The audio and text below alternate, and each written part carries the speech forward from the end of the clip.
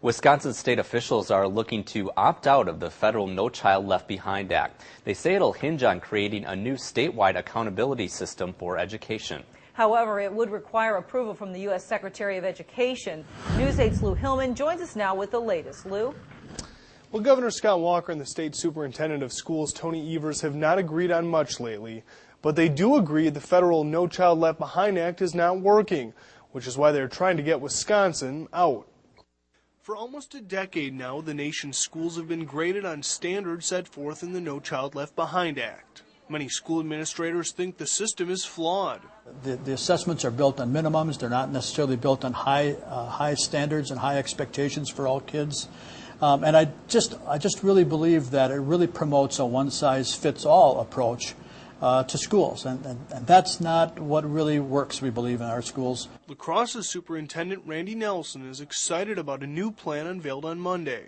Governor Scott Walker and State Superintendent Tony Evers have teamed up to try and get Wisconsin out of the federal requirements. And frankly, it's a system that is ineffective and inefficient.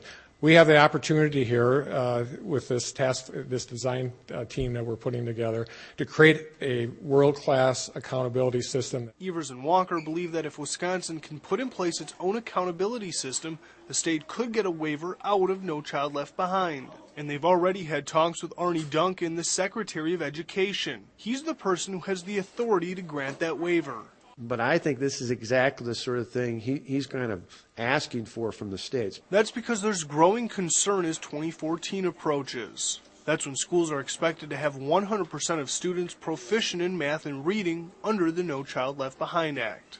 Most believe that goal is unrealistic. You know, I think the notion of 100% of students proficient is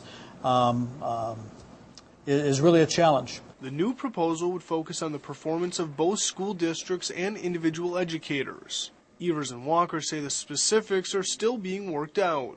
Randy Nelson's hopeful the new system factors in more than just test scores. I think another piece is to make sure that we don't put systems in place that really ultimately require school districts to narrow their curriculum so much. Now, Walker and Evers are both optimistic they can successfully vouch for a waiver out of No Child Left Behind, but I'm told no other states have been allowed yet to opt out of the federal requirements. All right, thanks a lot, Lou. Also, Walker and Evers say the new accountability standards would be expanded to include any private schools that also get public funding.